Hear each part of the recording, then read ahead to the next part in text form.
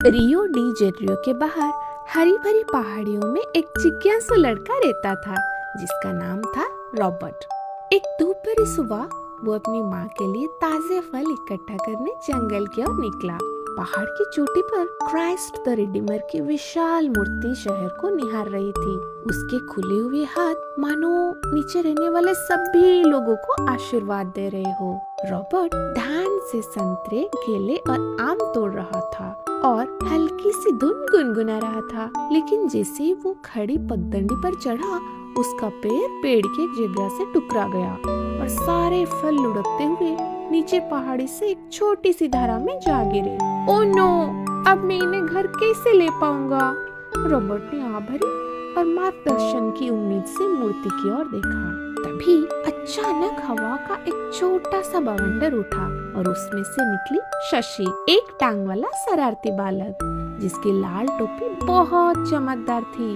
वो हवा में हंसते हुए घूमने लगा। फल खो गए छोटे लड़के, शशि हंसते हुए बोला। रॉबर्ट कुछ कह पाता उससे पहले ही लाल, नीले और हरे पंखों वाला एक चमकीला तोता उड़ता हुआ आया और पास की टहनी पर बैठ गया। वाह, होला होला रॉबर्ट रॉबर्ट, कितने लापरवाह हो बेटे, सच में सारे फल गिरा दिया। तोता अपने पंख फड़फड़ाते हुए चहकने लगा।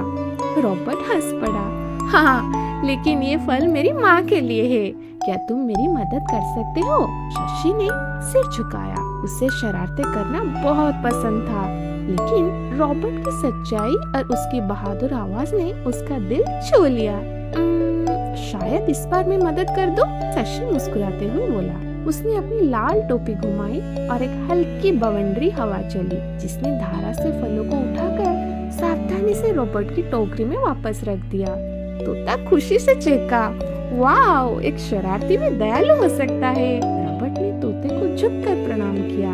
थैंक यू, और थैंक यू शशि, मैं हमेशा जंगल का सम्मान करूंगा। घर लौटते समय टोकरी उठाए हुए रॉबर्ट ने फिर से क्राइस्ट द रिडीमर की ओर देखा, जो दोपहर की धूप में चमक रही थी। वो सिर्फ फलों के लिए नहीं, बल्कि उस सीख के लिए भी आभारी था जो उसने सीखी। सच्चाई, दया और साहस से अनजाने दोस्तों से भी मदद मिल सकता है।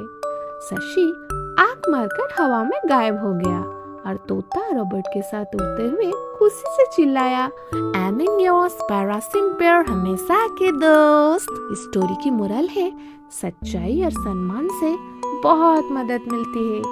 आज के लिए इतना दोस्तों, फिर मिले, बाय बाय।